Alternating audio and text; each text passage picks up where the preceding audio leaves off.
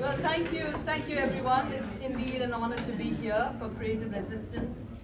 I'm Runa Ray. I'm the founder of Fashioning for Social Environmental Justice, a non-profit that tackles global issues through the lens of fashion. I have a question here for everybody.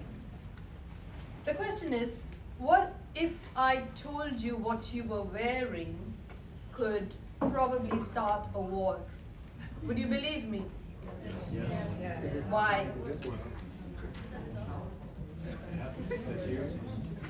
It happens, that's true. And if I told you a $10 t-shirt had more power than politicians or anybody in this room to make a change in this world, would you believe me? Yes. So as I said, I'm Runa Ray. I'm a fashion environmentalist, and my foundation works with trying to address global issues through the lens of fashion. And I'm here to challenge something that we rarely question.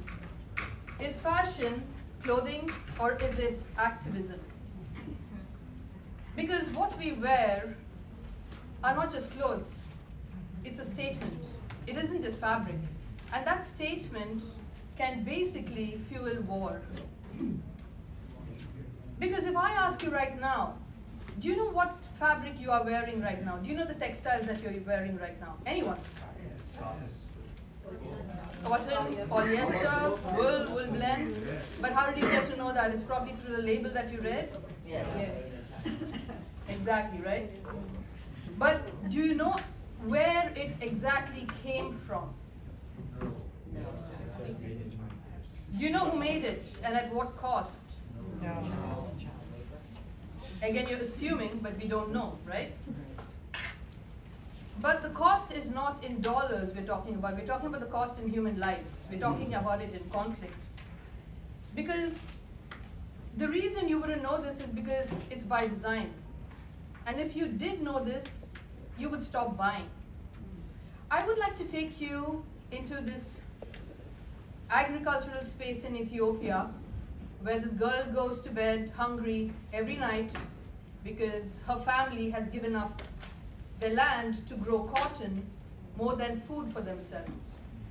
She goes to bed hungry every night so that we can go into the store and buy the $10 t-shirt which we discard after 7 wears.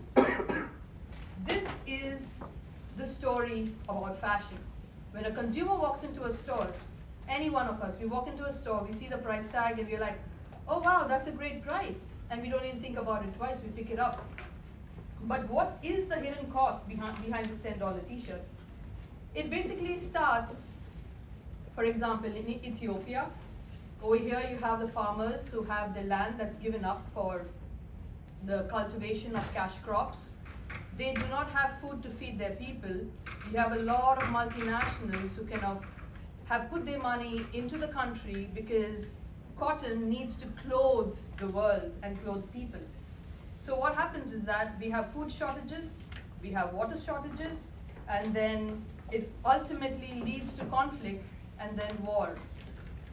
But at the same time, Ethiopia gets to be very lax when it comes to the GMOs and even the pesticides, so completely depleting all of its land's resources. And this creates a huge disproportionate ideology between feeding oneself and basically clothing others.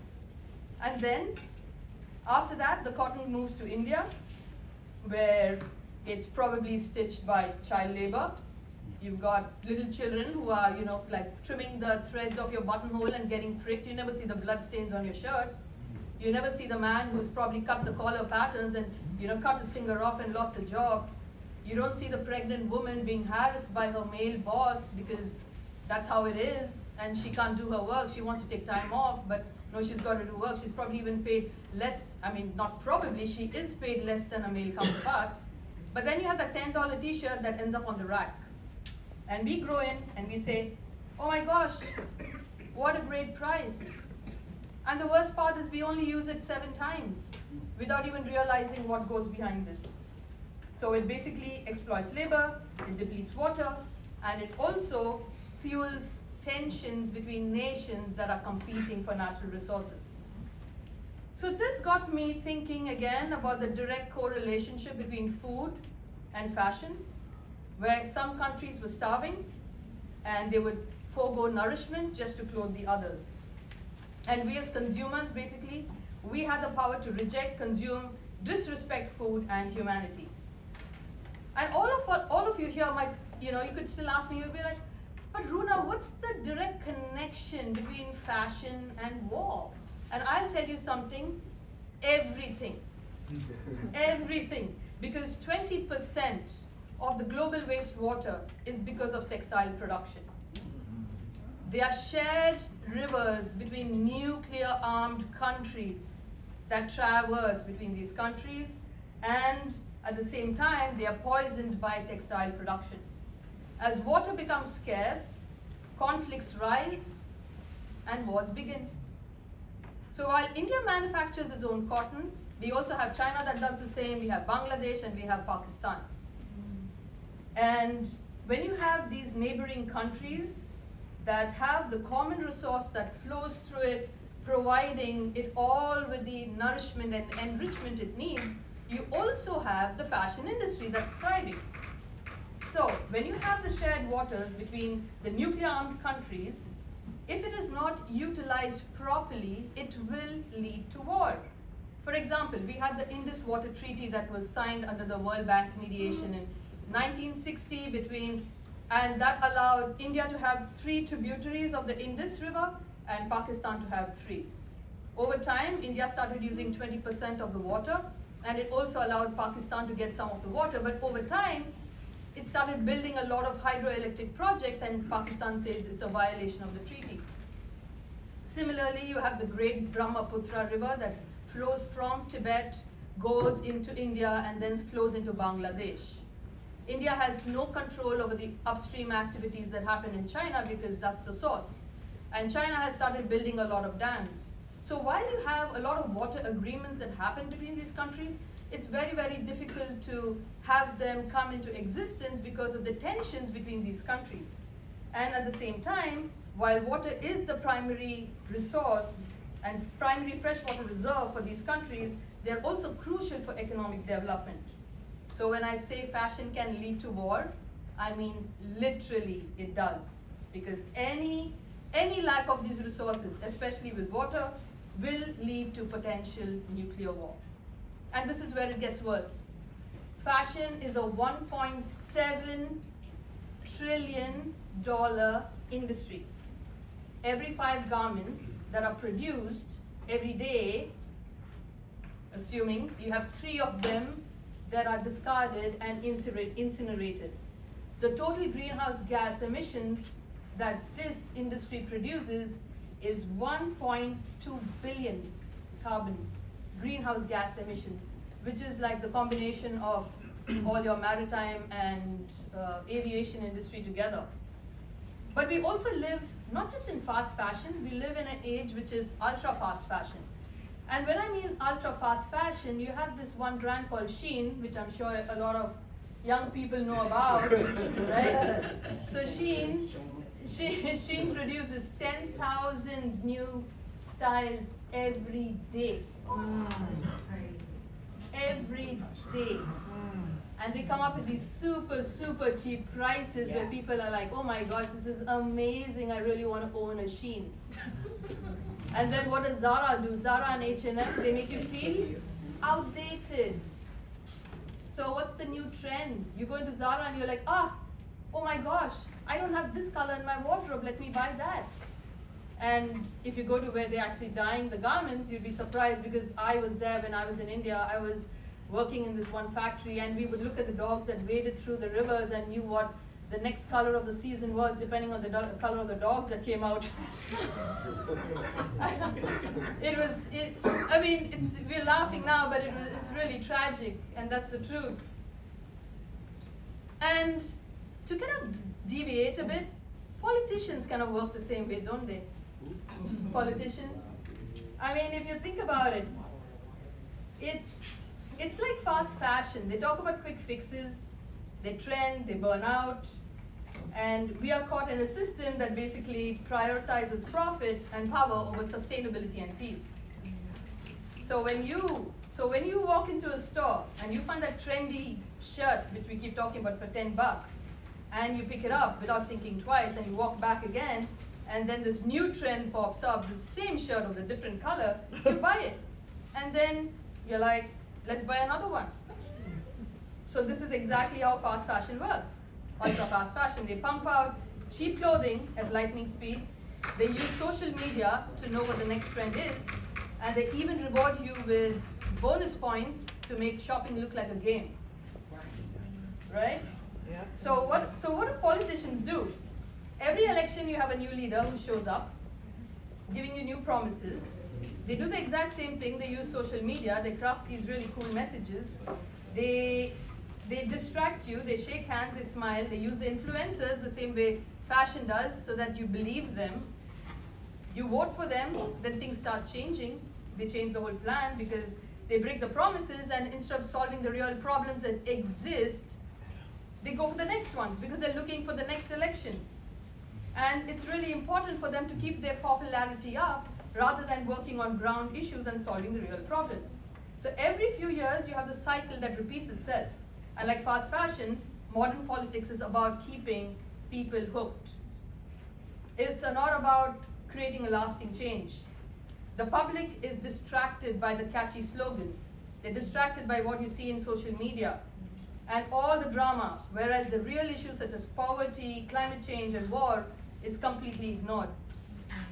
So while fast fashion is about style and keeping you hooked on constant consumption, imagine this on a global scale with the top world leaders, right? They are there to tell you who the enemy is, to shape public opinion and justify war. And just like fashion brands make you want to buy that new outfit, it's the same thing that the leaders do because they want to be on top. They compete in the business, and instead of making long-term plans for peace, they react quickly to every crisis. So nationalism spreads, fear-mongering becomes a strategy, people start believing that war is a necessity. In fact, I just got back from Cuba last week, and I have this project called the UN Peace Flag, which I will be speaking about. And I was really amazed when I spoke to this one kid, and I said, so what is peace to you? And the child looks at me and says, military. And I was like, why? So we can win the wars and then there will be peace. So, and that boy was 10 years old, and he was a child of a Canadian diplomat. I don't know who's Canadian here, nothing against the Canadians, but...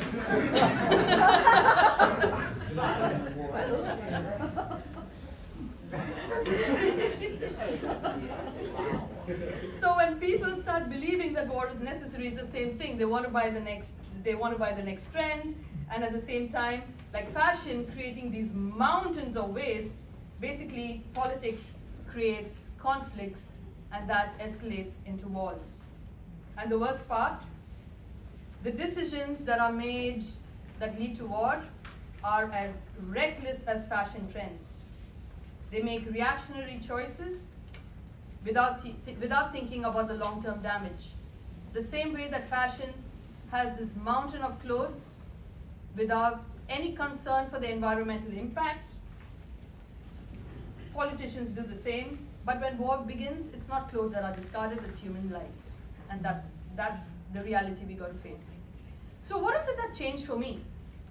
Well, I saw it firsthand. So when I was working for a multinational corporate in the fashion industry, I saw a consignment of 10,000 pieces being rejected because the pocket placement was slightly off-centered. It was, quarter inch to the left. And the payment was withheld. The margins were razor thin. I knew that because there was a lot of transparency that was demanded of the factory, but the entire consignment was basically thrown away. I saw workers who worked by the machines day and night. They missed events. They were sick, but they had to deal with the loss, and they had to deal with everything that the multinational gave them. They had to basically eat everything up. So when waste, that is when it hit me. It hit me that it wasn't about fashion. You know what it was about? It was about power. It was just about power. It's about who decides what's valuable and what's disposable. And that's when I started thinking that if I have to do something with fashion, I'm going to start using it for activism and champion for peace.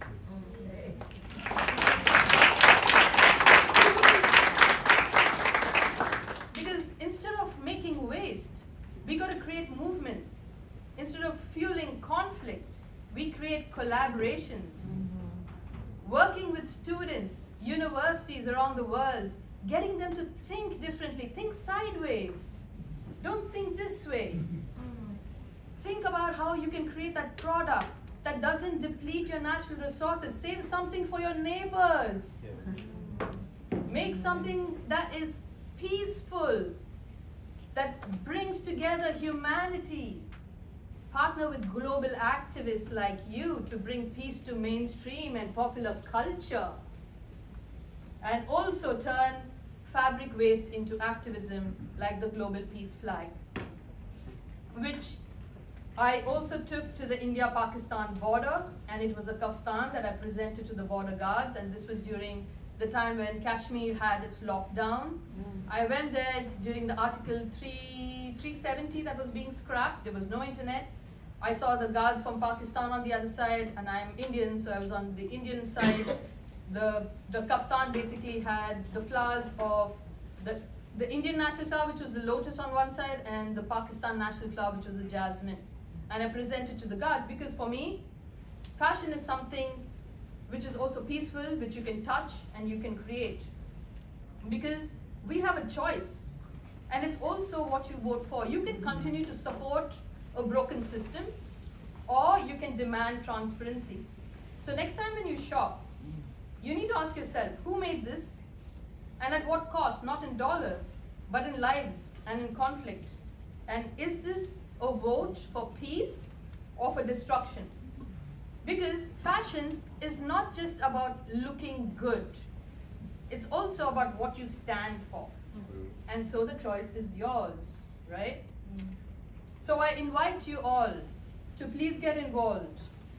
Use your creativities for something greater. Be a part of the movement that doesn't consume but transforms, because the world does not change by governments alone. The world changes when ordinary people make extraordinary choices. So when you're wearing something that basically is a statement, I ask you once again for the last time, what will you choose? And with that, I would like to introduce Mary McBride, a dear friend of mine and a partner, and she is the chair of the Arts and Cultural Management and Design Management graduate program at Pratt School of Art. Mary comes with a wealth of knowledge and a voice to be heard. Thank you so much.